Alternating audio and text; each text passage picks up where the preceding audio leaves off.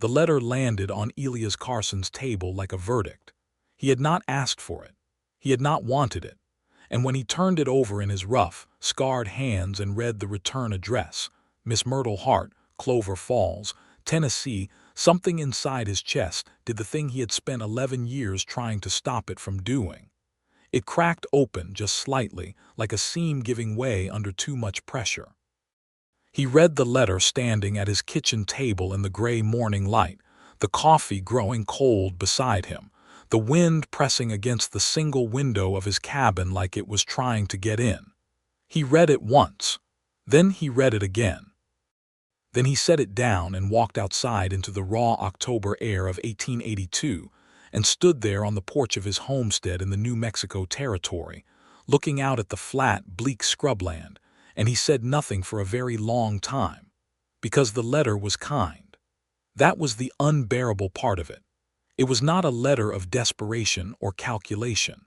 It was not the kind of letter a woman wrote to a man because she had no other options. It was the kind of letter a person wrote when they had decided, carefully and deliberately, to reach toward something true. Myrtle Hart had written to him about the cottonwood trees in Tennessee and how they turned gold in October, and she had asked him whether the desert had its own version of gold, and she had asked it like she genuinely wanted to know. He went back inside. He sat down. He picked up his pen. He wrote 4 sentences. Miss Hart, I received your letter. I write to tell you that you have made an error in writing to me. I am not a man worth writing to. I am no one's answer to anything. Do not write again. E. Carson. He stared at what he had written. Then he folded the letter, sealed it, and rode into the town of Dustfall the next morning and posted it before he could think too hard about what he was doing. That should have been the end of it.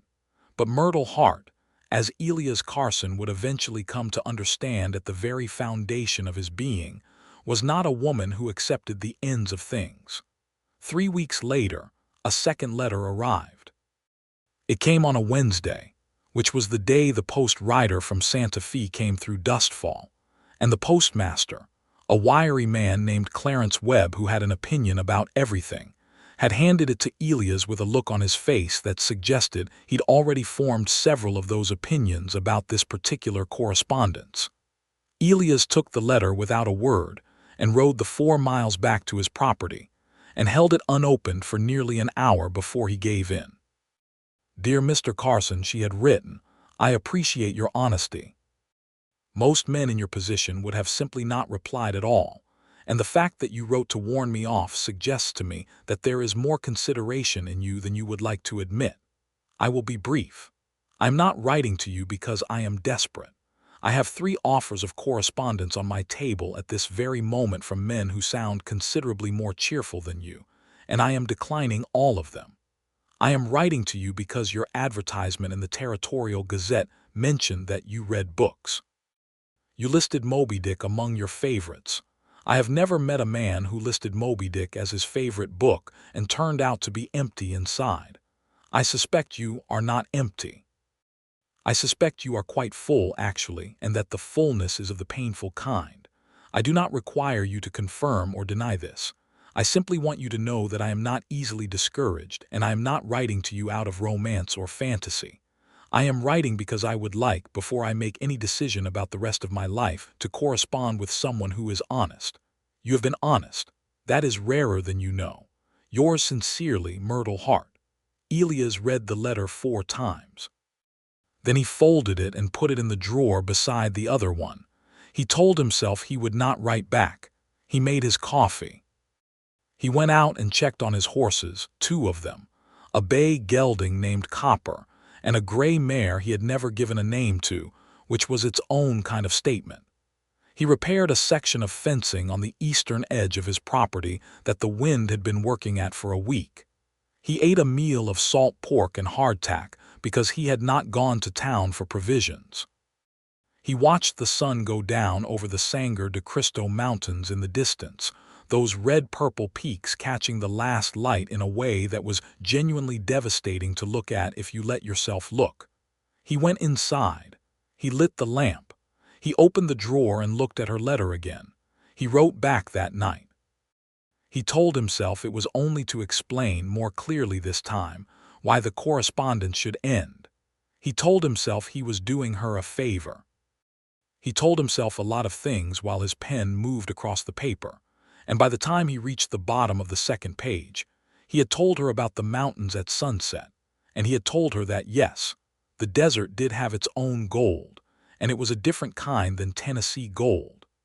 It was the gold of dry grass in late afternoon and the gold of certain rocks when the light hit them sideways, and it did not comfort in the same way that green and growing things comforted. But it had its own severe kind of beauty that he had learned slowly to respect. He stopped. He looked at what he had written. He crossed out those paragraphs and tried again. He wrote, "Miss Hart, I urge you most sincerely not to pursue this correspondence. I am 32 years old and I have lived a life that does not recommend itself to respectable women. I have no family. I have no community to speak of. I own 160 acres of dry land in the New Mexico territory and 2 horses and a cabin that would embarrass a man with less tolerance for solitude. I have a past that I do not discuss and do not intend to. I am not cruel, but I am also not warm. I am not a man who has learned to be easy with people. Whatever you are looking for in your life, I am confident I am not it. Please accept my best wishes for your future and write instead to one of the 3 men you mentioned who sound more cheerful. You deserve cheerful, Miss Hart." He paused. Then at the bottom, almost against his will, he wrote, "The mountains here do turn gold in the evenings.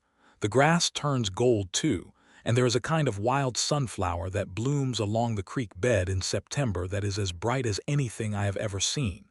I suppose the desert finds its gold where it can. E. Carson."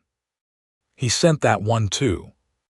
Myrtle Hart had grown up in Clover Falls, Tennessee, the second of 4 daughters of a schoolteacher father and a mother who had died of typhoid when Myrtle was 16, leaving Myrtle to raise her younger sisters while her father grieved himself into a quieter, more diminished version of the man he had been. She was 26 years old. She had her father's love of reading and her mother's stubbornness, and a quality of attention, a way of listening and seeing and holding information about a person that the people who loved her described as a gift and the people who did not love her described as unsettling. She had not written to Elias Carson on a whim. She had read the Territorial Gazette's advertisement column for 6 months before she had answered a single one. She had read his advertisement brief, unglamorous, honest to the point of self-sabotage, and she had set the paper down and thought about it for 2 weeks before she picked up her pen. He had written, "E. Carson, homesteader, New Mexico territory, 32 years, owns property, reads books, not looking for a housekeeper, looking for someone worth talking to if such a person exists. No photograph available." That last part had made her laugh out loud, alone in her kitchen at 10 o'clock at night. No photograph available. Not no photograph enclosed or photograph to follow, but simply, flatly, no photograph available, as if the concept of a photograph of himself was so remote from his reality that it barely warranted explanation. She had written to him. He had written back telling her not to. She had written again, and here they were. The 3rd letter from Elias arrived in Clover Falls on a Thursday morning in November 1882. And Myrtle read it at the kitchen table while her youngest sister, Della, who was 17 and entirely too interested in other people's business, leaned over her shoulder trying to read along. Myrtle covered the letter with her arm. "Is it from the homesteader?" Della asked. "Go find something to do. He sounds interesting. Martha Hendricks at the dry goods said her cousin wrote to a man in Arizona territory and he turned out to be a bigamist." "Thank you, Della. I'm only saying. He is not a bigamist." "How do you know?" Myrtle looked up at her sister with the particular expression that had been silencing Della since she was 4 years old. Della made a small noise and retreated to the other room. Myrtle read the letter again. She read the part about the mountains. She read the part where he told her she deserved cheerful, and something about that sentence made her chest ache in a specific, identifying way. The way it ached when she saw something that had been damaged by its own misuse of itself. something that was less than it could have been and knew it. She thought about what kind of man wrote a letter trying to talk a woman out of corresponding with him, and then spent 2 sentences describing sunflowers along a creek bed. She thought about what kind of past produced that particular combination of self-erasure and involuntary beauty. She picked up her pen. "Dear Mr. Carson," she wrote, "you keep trying to end this correspondence by telling me about yourself, and it keeps having the opposite of your intended effect. I would like to propose an arrangement. Let us agree that neither of us is making any promises. We are simply 2 people writing letters. You tell me about the desert. I will tell you about Tennessee. If after a reasonable period one or both of us concludes that this is going nowhere, we will say so and end it cleanly. You have my word on that. I can be honest too, Mr. Carson. I want you to know something important, and I want you to take it seriously. I am not looking to be rescued, and I am not looking to rescue anyone. I am looking for a particular quality of companionship that I have not found in Clover Falls, Tennessee, and I suspect I will not find it here because the kind of person I am looking for is not generally the kind of person who stays in small towns. I believe you are that kind of person. I may be wrong. I am willing to be wrong. Are you willing to be right? Yours, Myrtle Hart. P.S. Moby Dick is a book about obsession and the terrifying cost of letting one idea consume your entire life. I have always found it interesting that men who admire Ahab always insist they admire him for his determination. What I find interesting is that the only one who survives is Ishmael, who was paying attention all along. I wonder which one you consider yourself. The letter arrived in dustfall on a cold morning in late November, and Elias read the postscript 3 times and then sat very still for a long moment. He had never had anyone ask him that before. Not like that. Not with that combination of sharpness and genuine curiosity, like the question was a key she was trying in a lock, not to break in but to see if she had the right one. He thought about Ahab for a long time. Then he wrote back. He wrote, "I have been Ahab, Miss Hart. I want you to know that before we go any further. I have had my obsession and I have paid the cost of it, and I came to the New Mexico territory because it was as far as I could get from the place where I lost everything without leaving the country entirely. I'm not going to tell you what the obsession was. Not yet. Maybe not ever. But I am telling you it existed because you asked an honest question and you deserve an honest answer, and the honest answer is that I am not Ishmael. Ishmael was always paying attention. I only started paying attention after the wreck. I am still learning what to do with what I see now that I am finally looking." He stopped. He reread what he had written. It was the most honest thing he had put into writing in 11 years. His hand felt strange, like it belonged to someone else, someone who had not yet learned to keep everything locked down tight. He kept going. "I will accept your arrangement," he wrote. "Letters only. No promises. Honesty on both sides. I will tell you about the desert. You tell me about Tennessee, and if it goes nowhere, we will say so. I am 32 years old, and I have been alone long enough that I have forgotten what it is like to talk to someone who pushes back. I find I do not entirely dislike it. E. Carson." He sent the letter. He went back to work. He told himself that this was fine, that he was under control, that he was simply engaged in a civilized exchange of correspondence with a sensible woman in Tennessee, and it meant nothing beyond what it was. The gray mare looked at him over the fence with an expression of absolute skepticism. "Don't," he told her.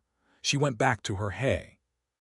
The letters that followed over the winter of 1882 to 1883 were the kind of letters that people write when they have decided, against their own better judgment, to be real with someone. They were slow at first, careful, each one testing the ground before putting weight on it. But as December deepened and January arrived with its particular cold that swept down from the mountains and across the flat land with nothing to stop it, the letters grew longer.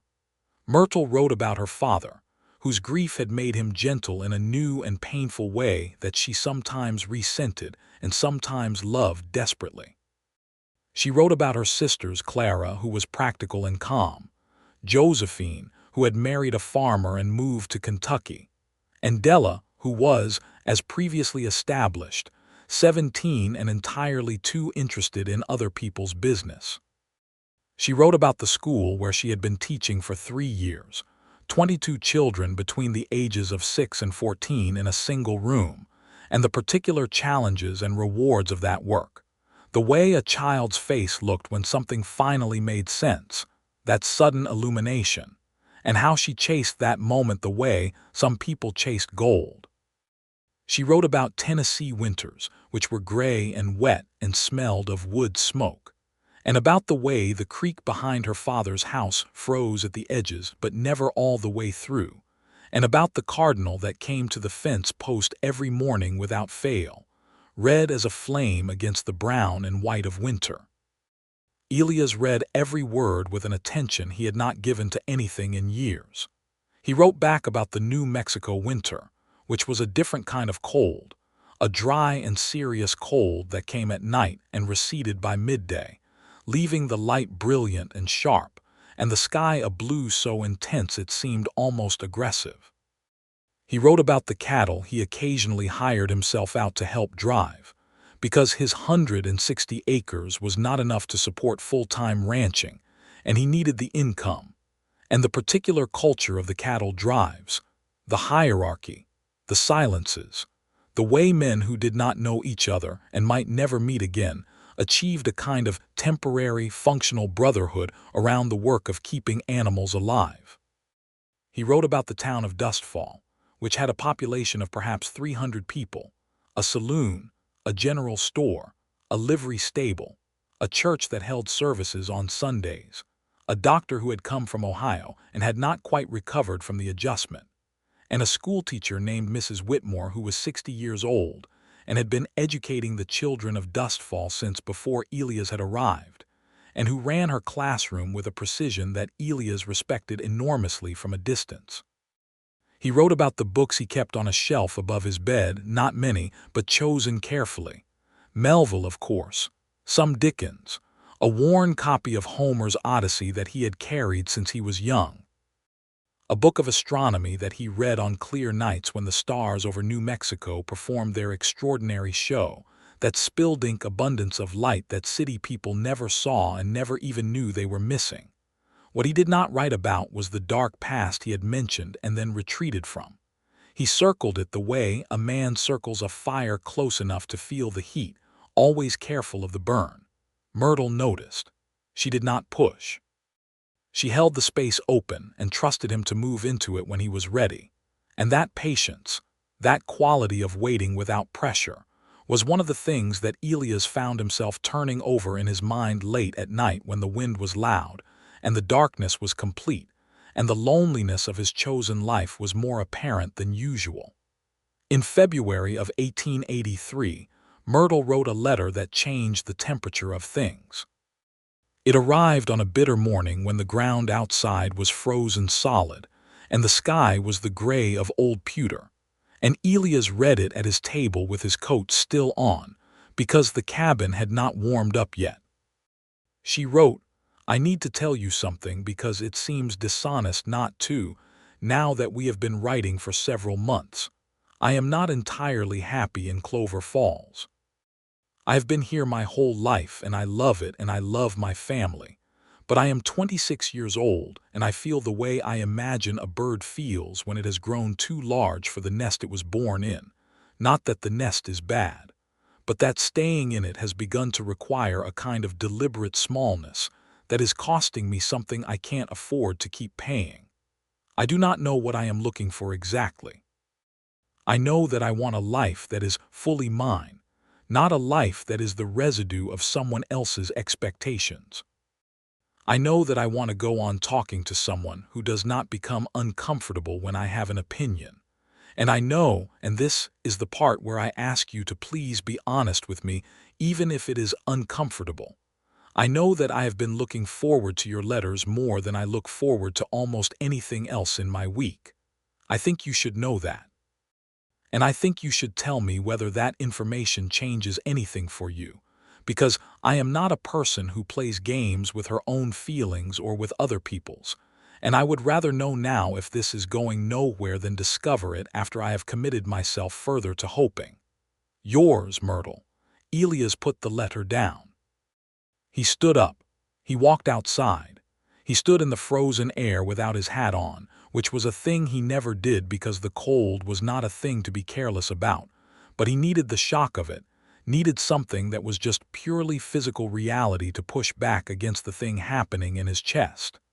He had told himself, methodically and consistently over the course of 4 months, that this was only letters, that it was only conversation, that he was engaging his mind and his loneliness but not his heart, because his heart had already demonstrated what it did when it was engaged, and he was not going back to that.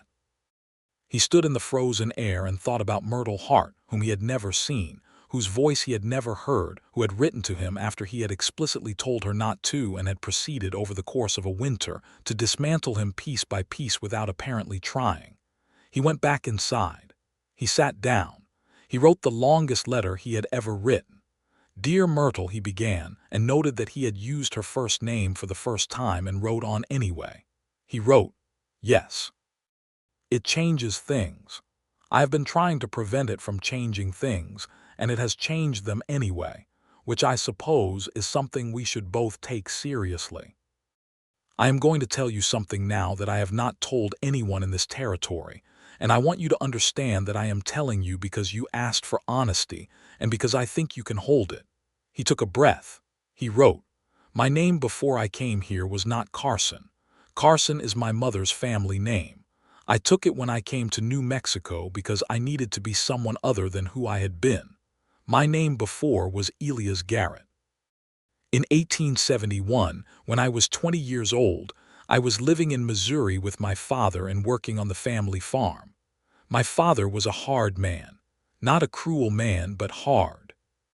He had ambitions for the land that exceeded what the land could provide, and he had a habit of borrowing money to fill the distance between what he had and what he wanted. He borrowed money from a man named Theodore Marsh, who was a banker of sorts, though his banking was of the informal and violent kind. When my father could not repay the debt, Marsh came to collect on it in a way that went beyond money. There was a confrontation.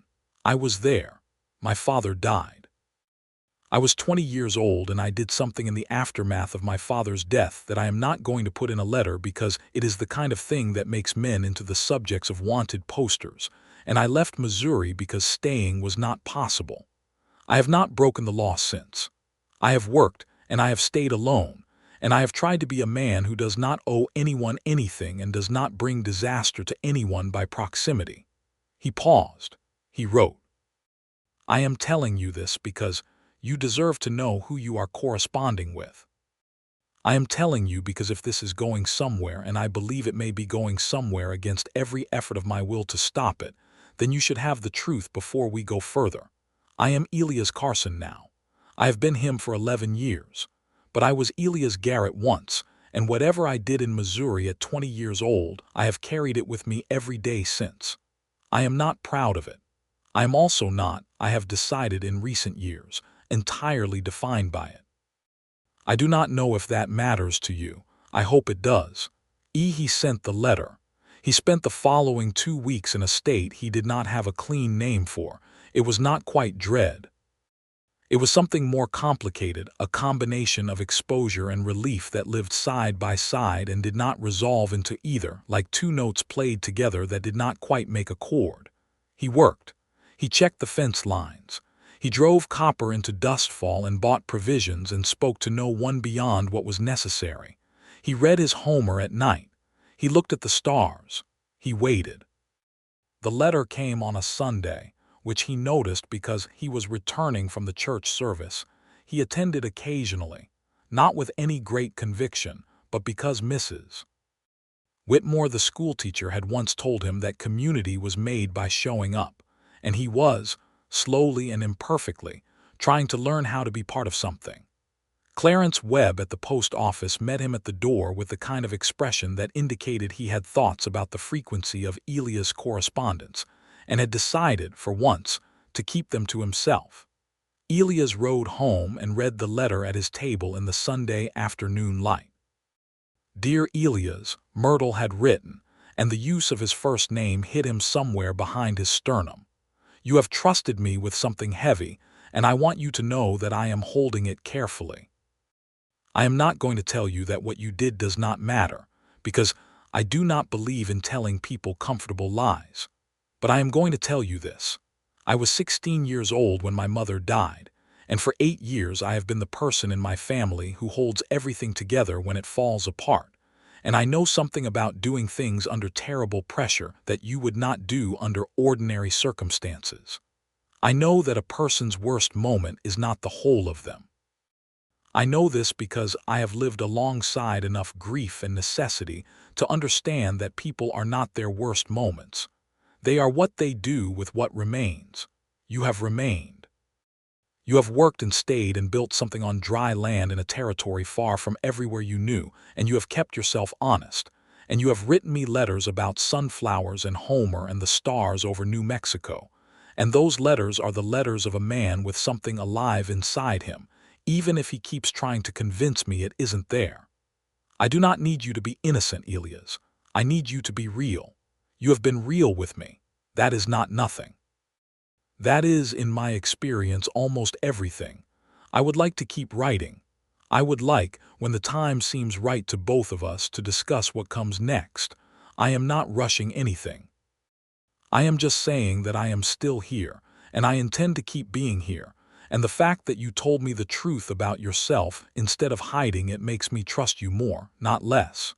Yours, Myrtle. Elias put the letter down on the table very carefully, as if it were something that could break. He sat in his chair for a long time. Outside, the late winter sun was doing its particular thing with the dry grass, turning it amber and pale gold, and the mountains were purple in the distance, and the sky was beginning its evening performance of pinks and reds, and Elias Carson, who had spent 11 years telling himself that he did not need anything and had become almost convincing at it, put his head in his hands and felt something enormous and complicated move through him like weather. When it passed, he sat up. He looked out the window, he picked up his pen. The spring came to the New Mexico territory like a slow reconsideration, the cold loosening its grip 1 degree at a time, the flat land showing the first suggestions of green along the creek beds, the wild sunflowers beginning their advance. The letters between Dustfall and Clover Falls had become, by March of 1883, something different from what they had been. Less cautious, more open. The carefully constructed walls that Elias had built into every early letter were not gone, but they had developed windows, and through those windows, increasingly, he was letting Myrtle look. She had written to him about her teaching a specific child named Benjamin Aldrich, who was 11 years old and had come into her classroom unable to read a single word, and who had, over the course of the winter, under Myrtle's particular brand of patient, relentless encouragement, decoded his first full sentence and then burst into tears, and how she had stood beside his desk and said, quietly, that this was one of the best moments of her year. And Benjamin had looked up at her with his new pride so bright on his face that she had nearly cried too. Elias had written back about Copper, his bay gelding, who had developed a habit of pressing his nose against the window of the cabin in the early morning, demanding breakfast with a persistence that Elias found either endearing or infuriating depending on his mood, and who was the most expressive animal he had ever encountered. He wrote it with a lightness he had not managed in his earlier letters, a kind of dry humor that came through in the rhythm of his sentences, and Myrtle had written back that she was glad to know he was capable of finding something funny, and that she had suspected as much from the Moby Dick postscript in her second letter. In April, Myrtle wrote, I have a question and I want you to answer it honestly. Are you lonely? Elias read the question and held very still. He wrote back, yes, I have been lonely for 11 years. I chose it because I thought it was safer than the alternative, and I believe that was the right choice at the time. I am less certain it remains the right choice. Why do you ask? She wrote, because I wanted to know if the loneliness was a circumstance or a preference. Some people are lonely by accident and some are lonely by design. I think you started as the second and have slowly been becoming the first, and I think that matters. He wrote, "You are disconcertingly accurate sometimes, Miss Hart."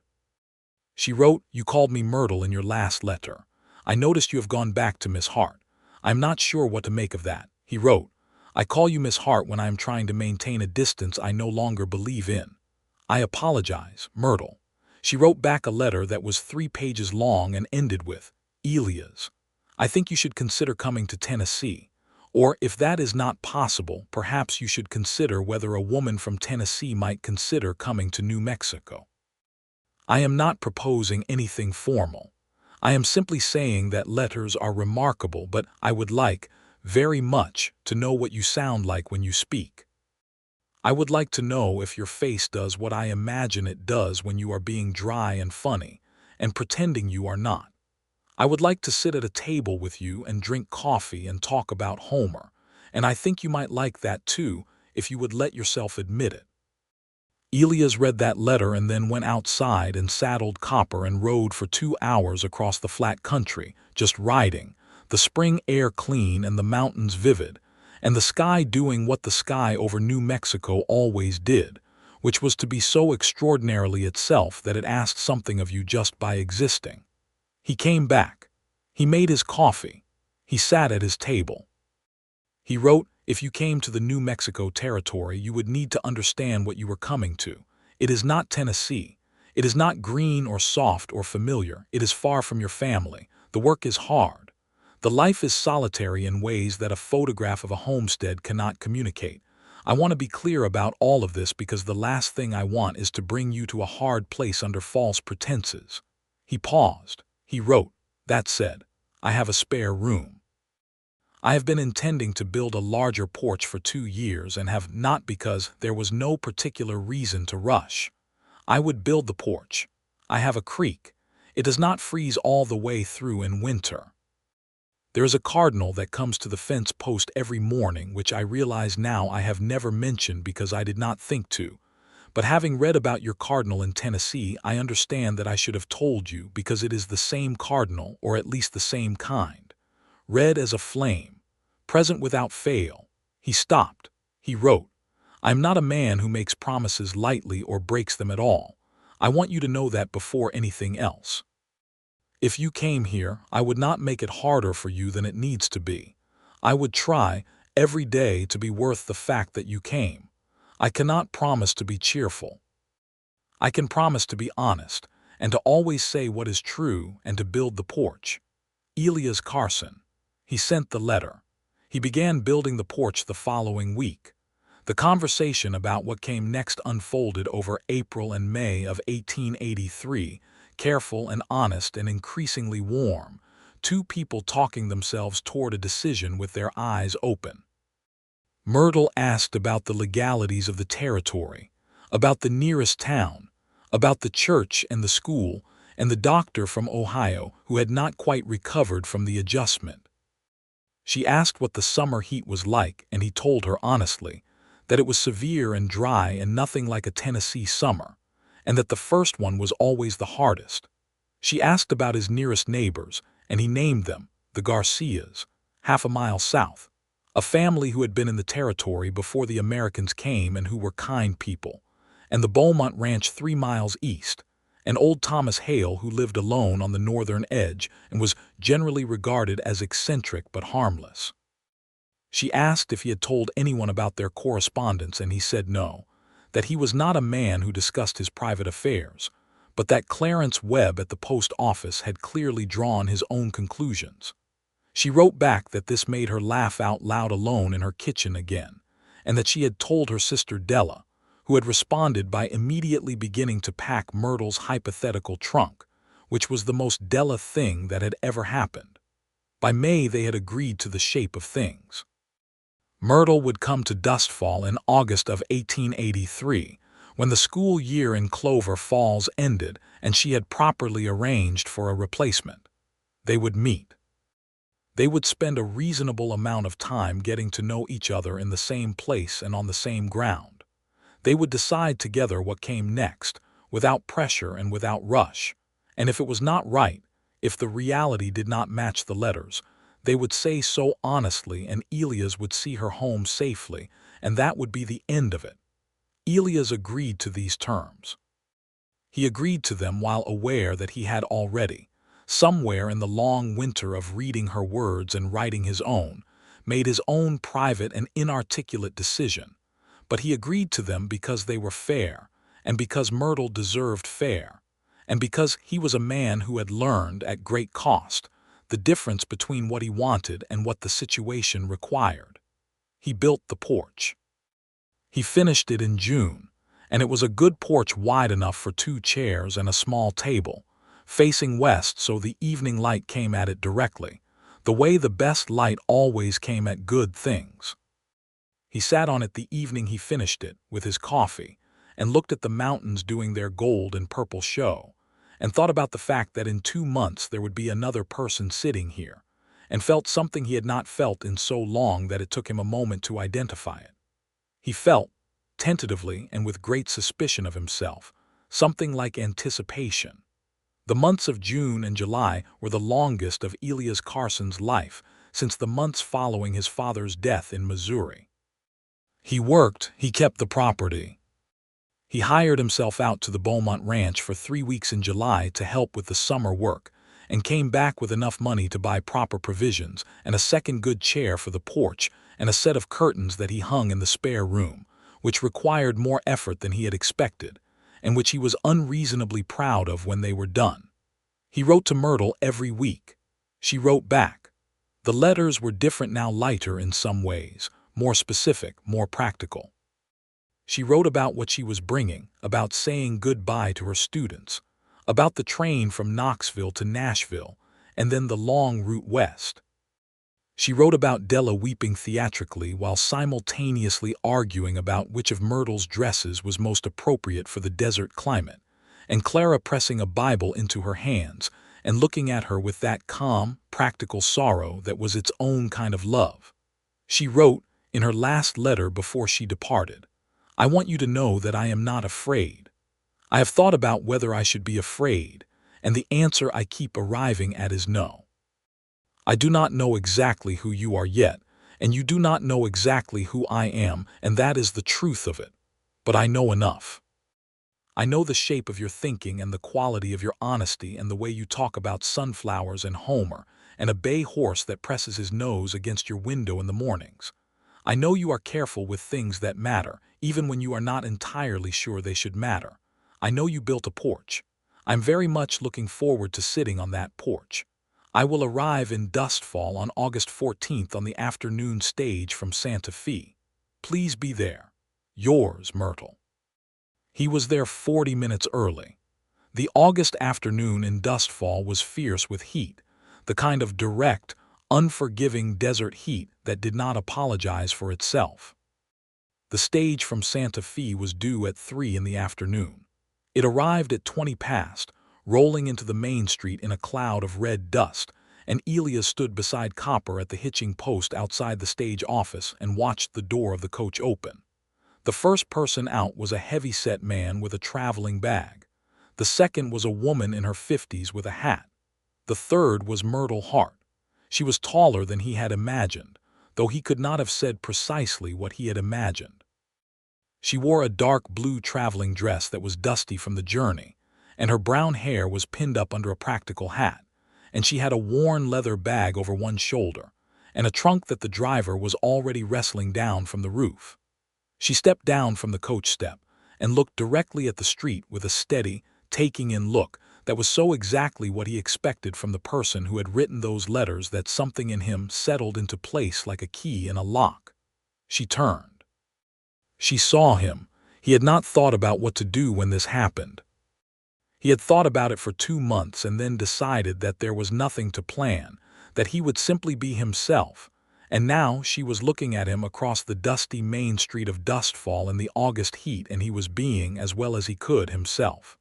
He walked toward her. She watched him come, When he was close enough to speak without raising his voice, he stopped. She was looking at him with those careful, attentive eyes, and there was a slight smile at the corner of her mouth that he did not think she was entirely aware of. "Myrtle Hart," he said. "Elias Carson," she said. Her voice was lower than he had imagined, warm and direct, with a Tennessee cadence that was nothing like the New Mexico voices he had become accustomed to. It hit him in a way he had not prepared for. "You're here," he said, which was not his finest conversational moment. "I told you I would be," she said. There was a pause. Around them dustfall went about its afternoon business horses at the rail, men moving between the store and the saloon, Mrs. Whitmore walking past on the far side of the street with that air of comprehensive awareness she carried everywhere. "I'll take your bag," Elias said. She handed it to him. Their fingers did not touch. He was careful about that, because this was not a moment to rush, and she seemed to understand this about him in the way she had come to understand many things about him, and she did not make it strange. He helped the driver get her trunk loaded onto the pack horse he had brought for the purpose, and then he handed Myrtle up onto Copper with a brief, businesslike efficiency that was also, in its way, a kind of consideration, and they rode out of Dustfall together toward the property 4 miles west, into the afternoon sun that was beginning its descent toward the mountains. They did not speak much on the ride, but they were not silent in the way of strangers. They were silent in the way of people who have already said a great deal and are allowing the physical world its turn to speak. The property came into view in the long gold of the late afternoon, the cabin, the barn, the corral, the creek line visible by its slightly deeper green, and the new porch facing west, exactly as he had described it. Myrtle looked at all of it with that steady, absorbing attention, and Elias watched her look and waited. "It's real," she said. "Yes," he said. "I knew it would be," she said. "I just wanted to see it." They sat on the new porch that evening with their coffee, as she had said she was looking forward to, and the mountains did their extraordinary thing with the last light, and they talked for 3 hours about everything and nothing, about Homer and about Tennessee, and about the proper temperature for coffee, and about whether Benjamin Aldrich, her student who had learned to read, had continued to flourish after she left, and about the Garcias 1/2 mile south and whether she would like to meet them. She did not ask about Missouri. He had told her what he had told her in writing, and she held it the way she had said she would, carefully, as something that belonged to him, and did not make it the first thing between them in the real world. The evening light failed. The stars appeared, that overwhelming abundance that she had never seen before, and she went quiet for a moment and then said, "Oh, yes," Elias said. "You wrote about the stars," she said. "I said the cities didn't know what they were missing. You said the stars performed." "You were right, it is a performance." He looked at the stars and then at her looking at them, and something happened in his chest that was different from the careful warmth he had been managing all evening. It was larger and more immediate. He looked away at the mountains. "I'm glad you're here," he said, which was the truest thing he could say. She turned and looked at him with those eyes. "I told you I would be," she said again, but softer this time, and it was not quite the same thing she had said when she arrived. It was something more than that. The days that followed established themselves into a pattern that surprised Elias with its naturalness. Myrtle was up before he was, which he had not expected, and had generally made the coffee and was sitting at the table reading or writing before he emerged from his room. She moved through the cabin with a kind of quiet efficiency that was not intrusiveness. She did not reorganize his things, did not comment on the way he kept his kitchen, did not suggest improvements. She simply occupied her portion of the space with a matter-of-fact ease that made the cabin feel, for the first time since he had built it, like a place where more than one person lived. She asked to see the creek and he showed her. She asked to be introduced to the Garcias and he took her, and Consuela Garcia, who was a direct and perceptive woman, had taken one long look at Myrtle and then at Elias and said in Spanish, which she knew perfectly well Elias understood, that it was about time, and Elias had translated this for Myrtle as she says welcome to the territory, which Myrtle had looked at him with a very specific expression about. "That is not what she said," Myrtle said. "It is a rough translation." "It is no translation at all," Consuela Garcia laughed. In the evenings they sat on the porch and talked, and the conversation between them had the quality of conversations between people who have been corresponding for months, dense and elusive, built on a shared shorthand that would have been invisible to anyone outside it. He was dry and she was sharp, and they pushed back on each other with a pleasure that neither of them tried to conceal.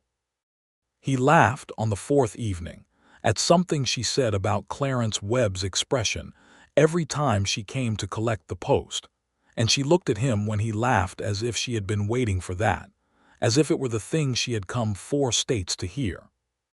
The question of what came next had been left unspoken since her arrival, as they had agreed it would be, but Elias was increasingly aware that it could not remain unspoken much longer, and not because of any external pressure, but because of an internal one that was growing past the point where he could be polite about pretending it wasn't there. It was on the 8th evening that it came to the surface. They had been talking about the stars. She had been asking him to identify the constellations he knew, and he had been pointing them out with a patience and precision that he recognized as the most particular kind of tenderness he had available, and there was a pause in the conversation, one of those pauses that has a different texture from ordinary silences, and Myrtle said, very quietly, "Tell me what you're thinking." He was quiet for a moment. "I'm thinking," he said, "that I have been alone for 11 years and I have become accustomed to it, and I told myself that was fine, and you've been here 8 days and I cannot remember now why I thought it was fine." She did not move. The night was very still. "That's honest," she said. "I told you I would be." "You did." Another silence. "Then, I have been thinking something similar. I suspected you might be. Are we going to talk about what that means, or are we going to continue pretending we are simply 2 people who enjoy correspondence?" "I think," Elias said slowly, "that we have established through 8 months of letters and 8 days of actual acquaintance that the letters were not a misrepresentation. That you are exactly who you said you were, and that I am mostly who I said I was." "Mostly," she said with that slight smile. "I'm working on some of it," he said. She looked at him for a long moment. In the starlight she was a series of careful planes and shadows, and her eyes held that quality of attention that he had been trying to understand since the first evening, and he understood it now. It was not just that she was paying attention. It was that she was paying the kind of attention that said she intended to keep paying it, that she was not going to look away or simplify him or pretend the difficult parts weren't there. "Elias," she said. "Yes." "I did not come to the New Mexico territory to go back to Tennessee." He held very still. "I want you to know that," she said. "I am not here on a trial. I was done deciding before I got on the train. I came because I had decided, and I wanted to be here to tell you in person instead of in a letter, because some things should be said in person. I am telling you now, I would like to stay. I would like to build something here with you. I believe, and I have thought about this very carefully, that you are someone worth building something with. And I think you know that I am too, because you are not a foolish man and you have been paying attention." Elias looked at her for a long time. "I am not an easy man to live with," he said. "I am not an easy woman to live with," she said. "I have opinions about everything and I will tell them to you whether you ask or not, and I am not going to become smaller to fit a space you're comfortable with." "I don't want you smaller," he said, and the simplicity of it, the directness with which it came out, surprised even him. She looked at him with those eyes and the smile was not slight anymore. "Then I think we understand each other," she said. "I think we do," he said. He reached across the space between the 2 chairs and took her hand, which was the first time they had deliberately touched, and she turned her hand over in his and held it. And they sat like that in the extraordinary starlight while the desert night was absolutely itself around them. And Elias Carson, who had been Elias Garrett once and had run from everything that name meant, felt the specific and remarkable sensation of being, for the first time in a very long time, exactly where he was supposed to be. The practical matter of what came next was handled with the same combination of honesty and efficiency that had characterized everything between them. Within the week, Elias had spoken to the Reverend Aldous Crane of the Dustfall Church, a lean, serious man from Virginia who had been ministering to the territory for 15 years and who married people with the same gravity he brought to everything else, and arrangements were made for the following Sunday. Myrtle wrote to her father and her sisters, a letter that Elias did not read but that she showed him before she sealed it, wanting him to know what she had said. She had written plainly and warmly about Elias, about his honesty and his books and the porch he had built, about the cardinal on the fence post, and the way he had described the sunflowers along the creek. She had written, "He is a man who has lived through hard things and chosen to remain decent, and that matters more to me than any smoother thing I might have found closer to home. I am happy here. I know that it is fast, and I know it is far, and I know Della is going to be impossible about it for at least a month. But I need you all to know that this is not desperation or rashness. It is the most deliberate thing I have ever done." Her father wrote back within 3 weeks, a letter that arrived after the wedding but that Myrtle read on the porch with a careful face and then handed to Elias without a word. The Reverend Thomas Hart of Clover Falls, Tennessee, had written, "My dear Myrtle, you have always known your own mind better than anyone gave you credit for. I gave you credit for it. I give you my blessing freely and without reservation. Ask this man of yours to take care of you, and I trust you to take care of him in return because you have never in your life failed at something you committed to. Tell him your father said so. With all my love, Papa." Elias read the letter. He sat with it for a moment. "He sounds like a good man," Elias said. "He is," Myrtle said. "I think you would like him." "I would like to meet him," Elias said, and meant it, and felt the strangeness and rightness of meaning it, of wanting, after 11 years of isolation, to be connected to someone's family, to have a father-in-law who wrote letters and a sister-in-law who packed hypothetical trunks. They were married on a Sunday morning in the Dustfall Church, in front of the Reverend Crane, and a small gathering that included the Garcias, all 4 of them, the children in their good clothes, and the Beaumont Ranch foreman who had become something close to an acquaintance of Elias, and who stood in the back with his hat in his hands with an expression of goodwill. Clarence Webb was there too, which Elias had not expected, and which he suspected was as much about Clarence's comprehensive interest in every narrative in Dustfall as it was about genuine well-wishing. But he was there, and he nodded at Elias with a formality that was its own kind of respect. Mrs. Whitmore, the schoolteacher, sat in the second pew with her hands folded and her posture immaculate, and when Myrtle came in wearing the dark blue dress she had altered the evening before to account for the August heat, and carrying a small bunch of the yellow flowers Elias had quietly picked from the creek bed at dawn, Mrs. Whitmore looked from Myrtle to Elias with the expression of a woman who had been watching the people of Dustfall for a long time, and had not expected this particular development, but found that she approved of it. Elias stood at the front of the church and watched Myrtle walk toward him and thought about the advertisement he had placed in the Territorial Gazette, unglamorous and honest and self-sabotaging, and about the letter that had arrived months later that he had tried to end and couldn't, and about the sentence she had written that had broken through everything. "I do not need you to be innocent, Elias. I need you to be real." He had been real. She had taken it. They were here. When Reverend Crane asked if he would take this woman, Elias said yes with a steadiness that came from deeper than his voice. The first year of their marriage was the year Elias Carson became, fully and without reservation, the man that the letters had been pointing toward. It was not a dramatic transformation.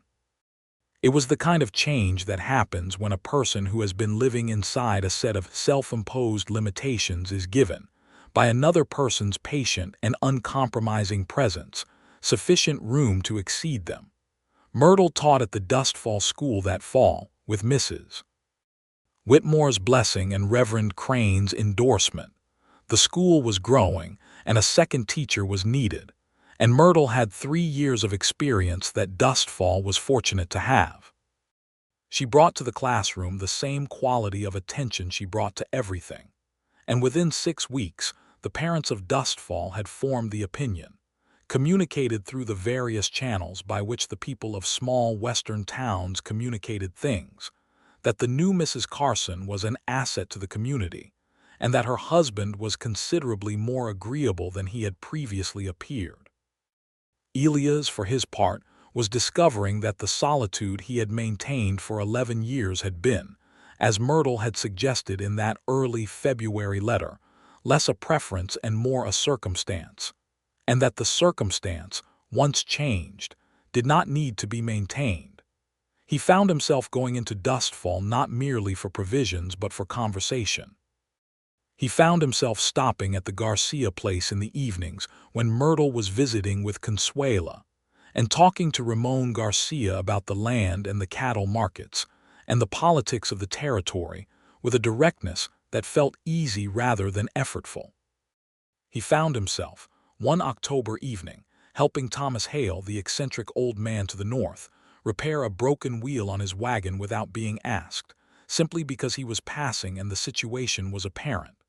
Thomas Hale, who was 63 years old and had arrived in the territory before Elias and had been alone longer than Elias and had made a more complete peace with it, looked up from the wheel and said, "Your wife did that."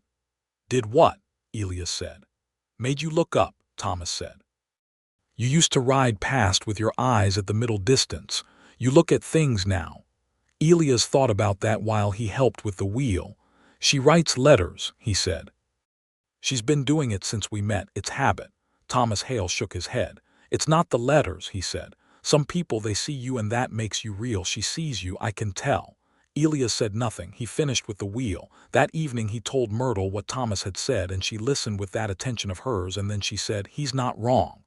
"I know he's not," Elias said. "Does it bother you being seen?"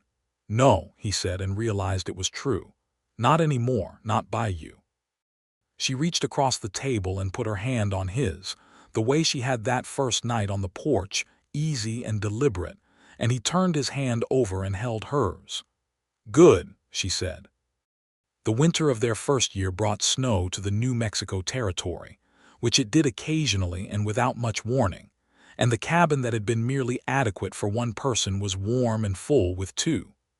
Myrtle had added things to it, not impositions but presences, books alongside his books, a good quilt on the chair by the fire, dried flowers from the creek bed in a jar on the table, small domestic assertions of life being lived.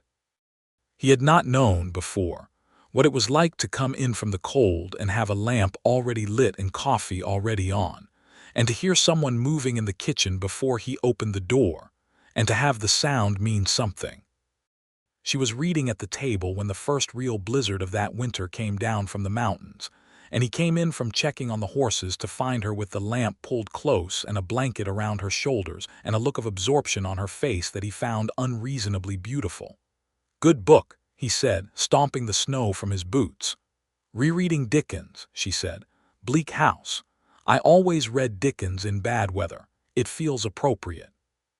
He made his coffee and sat across from her and picked up his Homer, and they read together in the snowstorm, the fire doing its work and the wind outside doing its work, and the two of them inside, together, not needing to talk because talking was one of many things they did, and not every moment required it.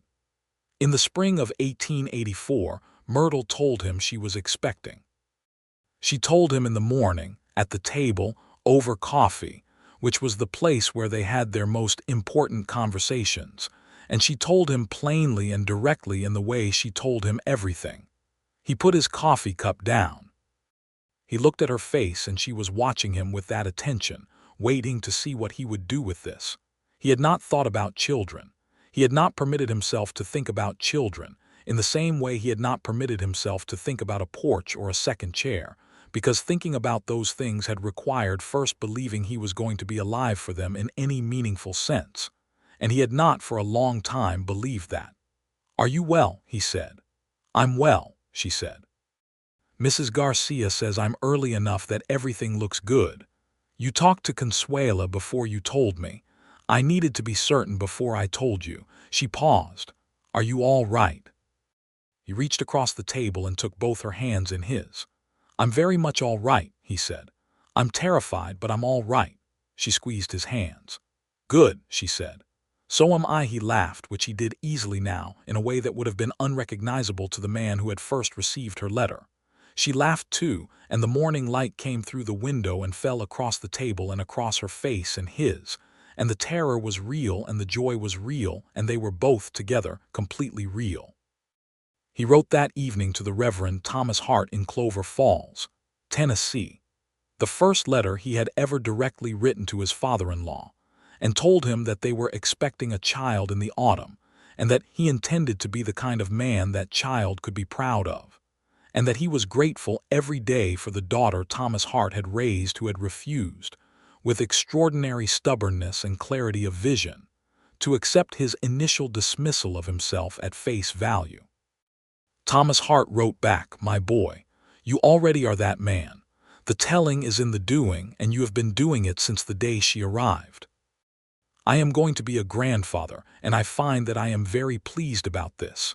Give my love to my Myrtle, and tell her that Della is making plans to visit the moment the baby arrives, which you should consider fair warning. Your father-in-law, Thomas Hart. Elias read the letter twice. He had not had a father in 13 years.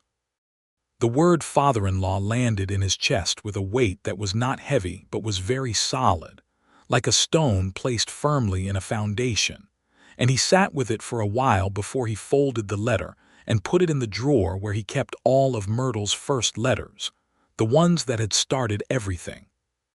The summer of 1884 was the hottest Elias could remember in his years in the territory, the kind of heat that sat on everything and refused to lift, and Myrtle bore it with the same steadiness she bore everything, though she complained about it clearly and specifically in a way that made it obvious she was not suffering silently, which was one of the things he had learned to appreciate about her. She did not perform endurance.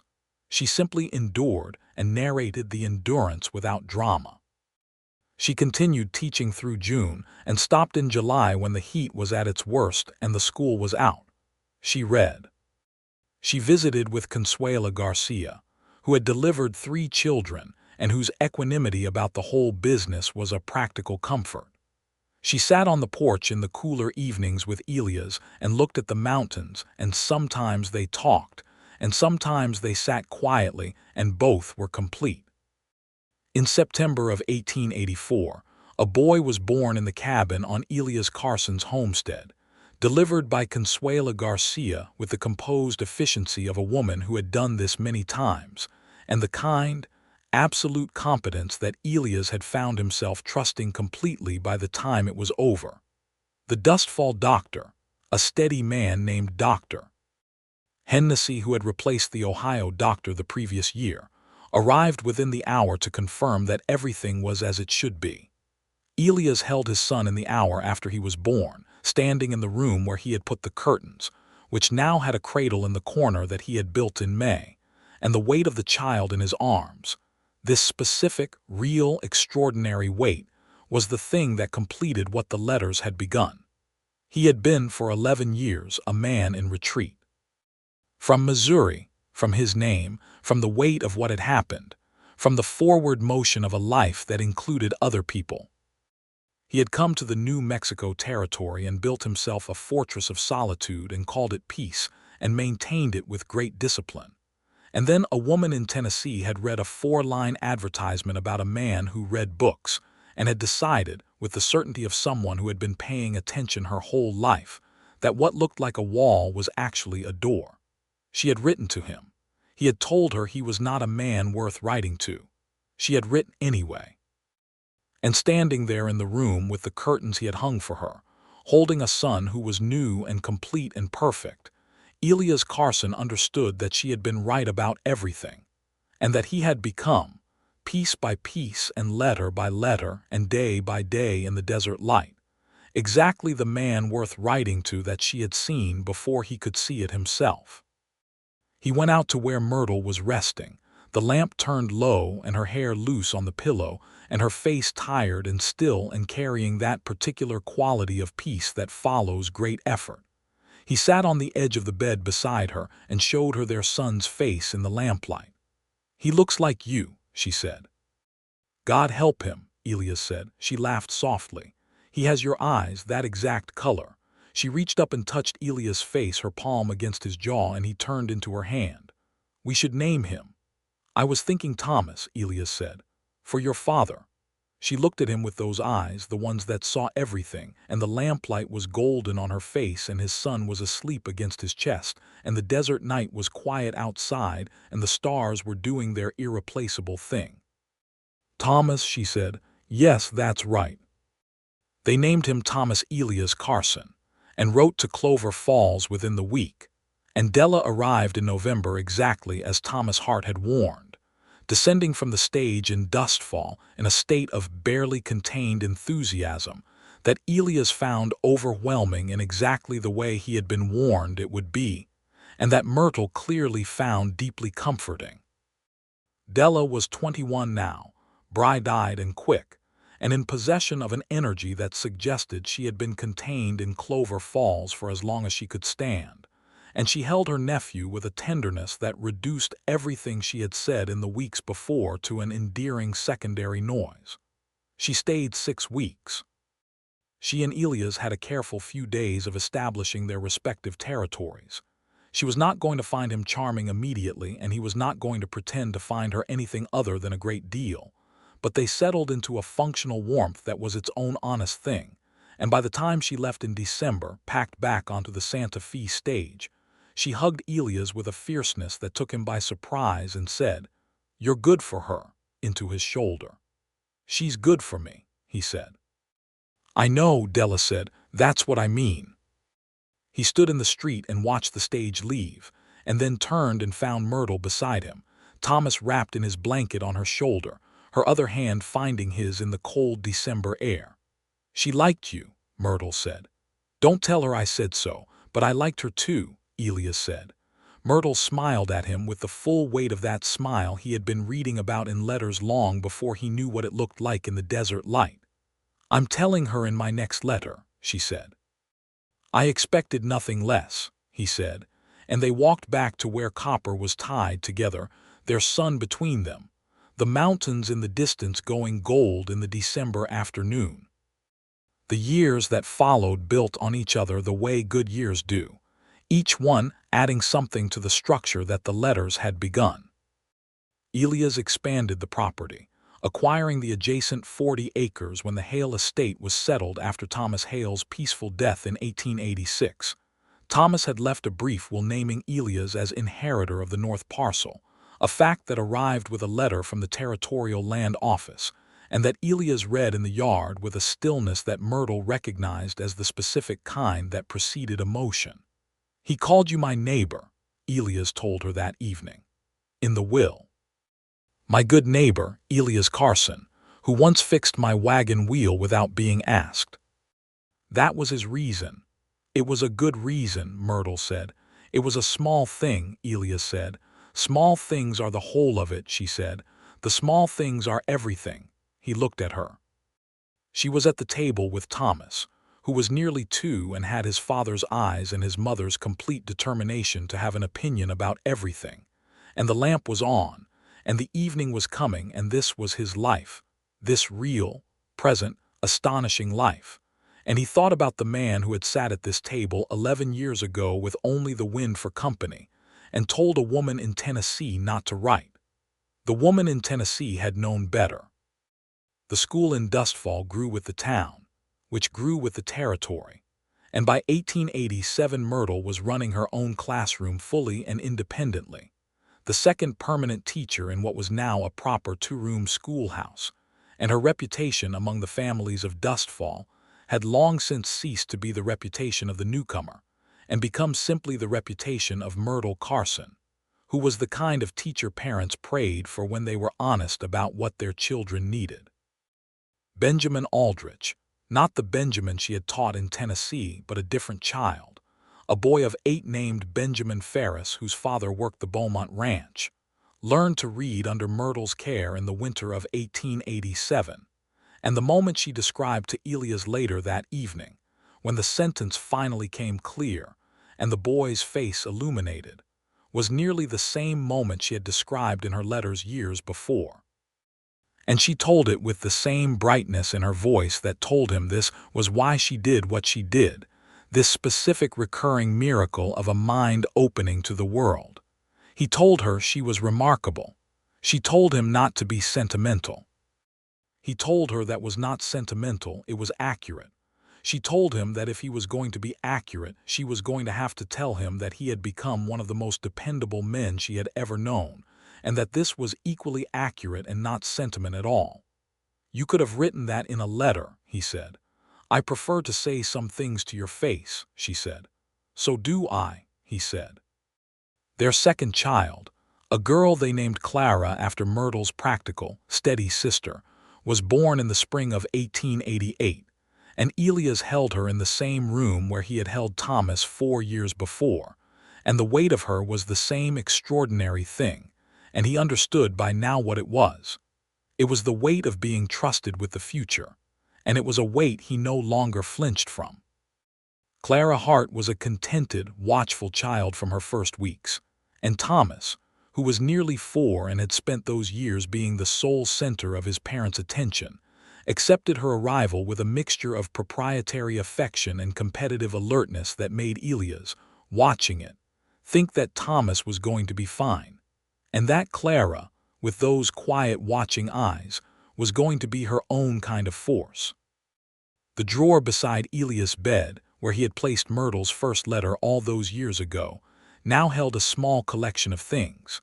The first 6 letters she had written before she arrived, the letter from his father-in-law that called him my boy, Thomas Hale's will, and more recently, a drawing Thomas had made of the 2 horses, recognizable only to someone who was very much prepared to recognize them. He did not open the drawer often, but he opened it sometimes, when the world pressed at him in the way it occasionally still did, when the past flickered up with its old demands, when the darkness he had carried from Missouri made itself known in the quiet of an early morning.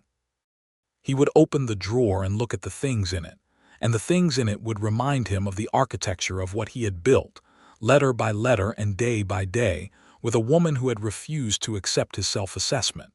He had told her he was not a man worth writing to.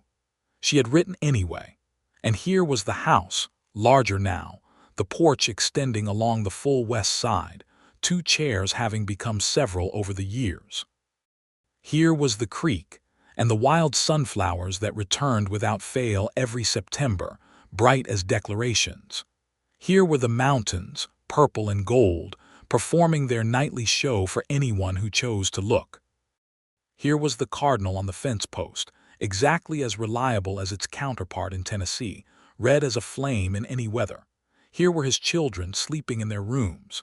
Here was his wife at the table in the morning light writing a letter to her father in Tennessee, her coffee at her elbow, her face angled toward the window where the day was beginning its slow, bright arrival.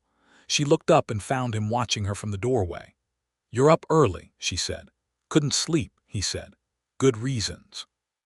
She studied his face with that attention that had never reduced its quality or its intensity, that full, present seeing that had begun in letters and continued in every room they had ever shared. He was 40 years old in 1891. He had scars on his hands and lines at the corners of his eyes, and a way of standing that was less guarded than it had once been, that allowed the world to be closer than he had permitted for a long time. She looked at him and he was, as he had been from the beginning, completely visible to her. "Come have your coffee," she said. He came inside. He poured his coffee. He sat down across from her at the table where they had made every important decision in their life together, and the morning light spread itself across everything, and Thomas was beginning to stir in his room with the particular sounds of a 7-year-old who was not going to stay asleep much longer, and Clara was still quiet, 4 months from her 3rd birthday, and the world was its present specific and irreplaceable self. "Who are you writing to?" he asked. "Papa," she said. He asked about the children in his last letter.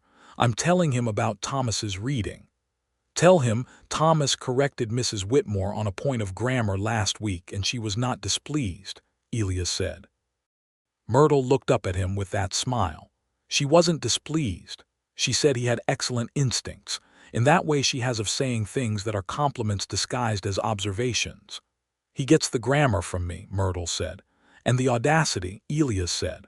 Also from me, she said, without any particular remorse. He laughed. The morning was doing what mornings did, brightening incrementally, the light gaining confidence, the shadows pulling back from the corners of the room. Outside, the cardinal had arrived at the fence post.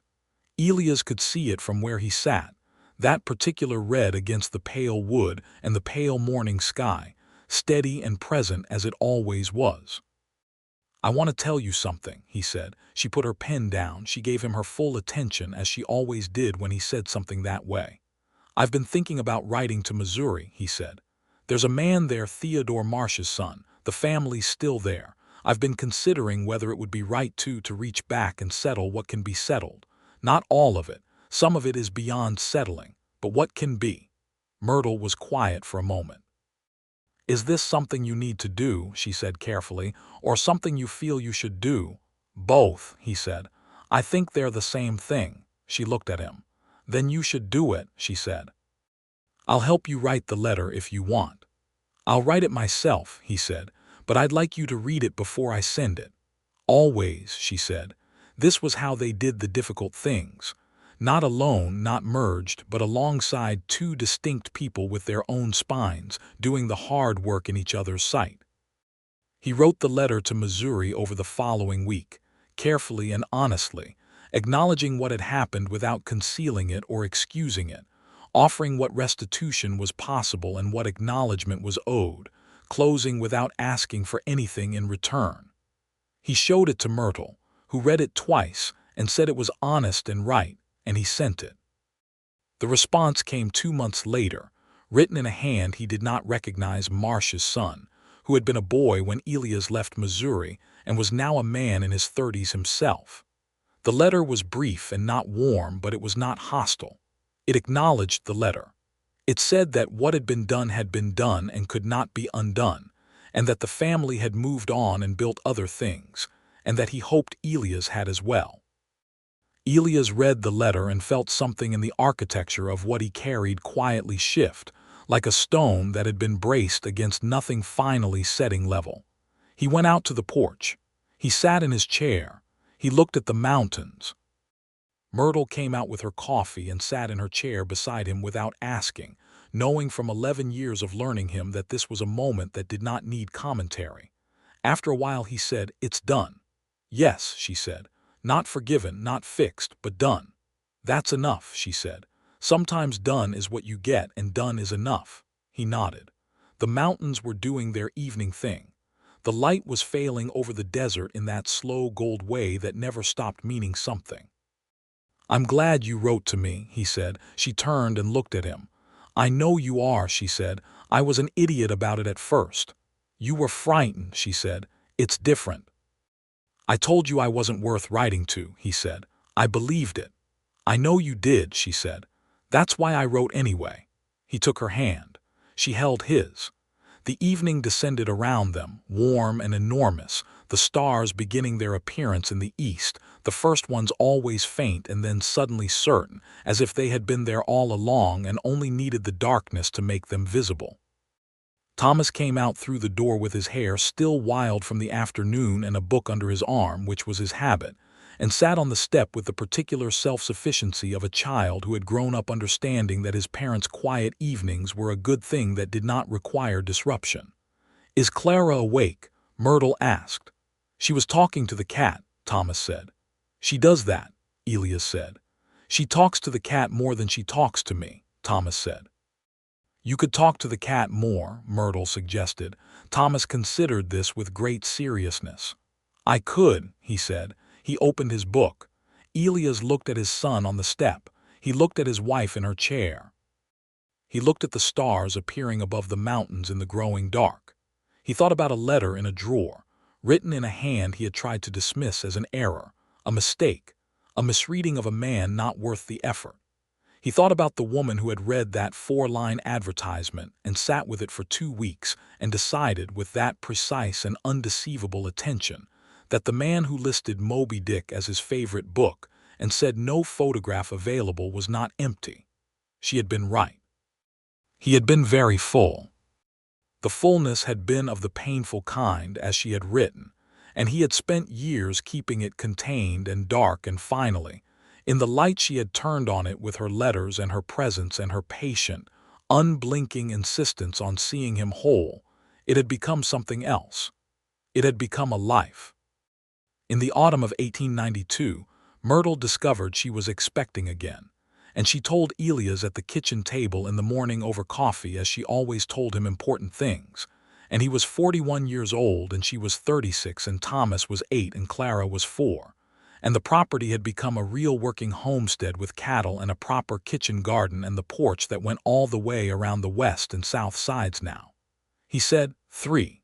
She said, 3. He said, the cabin is going to need another room. She said, it is. He said, I'll build it. She said, I know you will. He built it over the winter, working in the clear cold days that the New Mexico territory provided even in its coldest months, and the room was done by March, with a window facing south and a good solid floor and walls that kept out the wind. And he was building it for a person who did not yet exist in the world, and who would be born into a house that was full and warm and loud with the particular noise of a family that had been made by 2 people who had decided, out of honesty and stubbornness and the willingness to see each other clearly, that this was worth building. The baby was a boy, born in June of 1893, and they named him Thomas Elias for his father and Thomas for his grandfather in Tennessee. And Reverend Thomas Hart, who was 71 years old and still writing letters in his careful schoolteacher's hand, wrote back from Clover Falls that he was so glad it was a boy and so glad of the name, and so glad, above everything, that his stubborn, brilliant, far-seeing daughter had found the man she had been looking for in a 4-line advertisement in a territorial newspaper, and that he thanked God for her stubbornness, and for the man's honesty, and for the fact that letters between Tennessee and New Mexico had been carrying the most important correspondence of his family's recent history for the better part of a decade. Elias read the letter on the porch in the June evening, and Myrtle was inside with the new baby and Thomas and Clara, and the sound from inside was the sound of life being full and complicated and ordinary in the best ways, and the mountains were purple and gold, and the creek was a thread of silver catching the last light, and the cardinal was on the fence post, because the cardinal was always on the fence post, and Elias Carson, who had once been a man in retreat from every good thing he might have been, sat in his chair and was entirely present for all of it. He picked up his pen. He was writing to Thomas Hart, his father-in-law, who was old now and whose letters came a little more slowly than they used to, and who had asked in his last letter whether Elias thought the mail from Clover Falls to Dustfall would always take as long as it did, and whether the railroad might not solve that eventually. He wrote, Dear Thomas, the baby is well and your daughter is magnificent, which you knew before I did but which I am telling you again because it bears repeating. The new room is good, and Thomas, the elder, is fascinated by his brother, and Clara maintains that the baby looks like the cat, which I cannot entirely dispute. The railroad will come eventually and the mail will be faster, but I will say this about the slow mail. There is something to be said for letters that take weeks to arrive. They require you to write things worth waiting for. Your daughter taught me that, along with everything else she has taught me, which is a considerable and ongoing education. He paused. He wrote, When I came to this territory in 1871, I came here to be nowhere. I wanted to occupy a space that did not connect to anything. I built a house to contain my own absence. And then a woman in Tennessee read a 4-line notice in a newspaper and decided, for reasons that still seemed to me like an act of extraordinary faith, that I was worth reaching toward. I have spent 9 years trying to be right about that. I believe I am still trying. I believe I will be trying for the rest of my life, which is, I have come to understand, the the best possible condition for a man to be in. Thank you for raising her the way you raised her. Thank you for the stubbornness and the honesty and the quality of attention that she brought to a cabin in the New Mexico territory and left permanently installed. I would not be the man I am without her. I suspect I would not be a man at all in any sense that matters. Your son, Elias Carson, he sealed the letter. He would post it in the morning. He sat on the porch in the last of the June light and listened to his family inside his house. The voices of his children, Thomas's 8-year-old certainty and Clara's 4-year-old precision, and the new small sounds of the baby who did not yet have language but was already clearly paying attention, and Myrtle's voice, warm and specific and entirely hers, telling Thomas something about something, and then her laugh, which was one of the sounds he had collected in his life the way some men collected debts. As a thing of value, as something that made the ledger come out right. He had not known, that first morning he had stood at this table and read her first letter, that it would come to this. He had been so certain of what he was, of the fixed and limited nature of what remained of him after Missouri, that he had written back in 4 sentences and told her to stop. She had not stopped.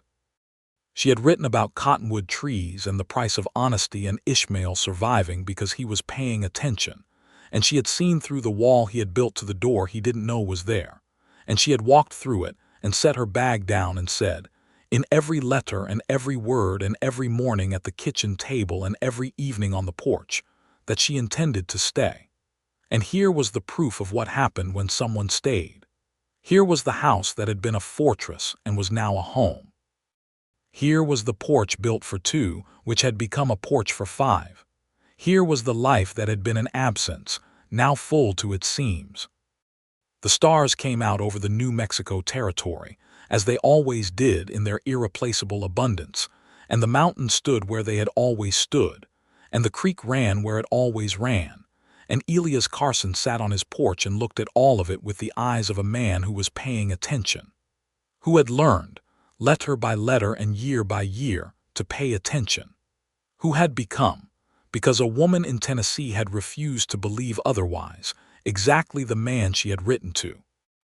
The cardinal on the fence post caught the last light and was impossibly red against the darkening sky, and from inside the house Myrtle called his name, just his name, Elias, in that voice that was his specific and irreplaceable home, and he stood up from his chair and went inside to his life.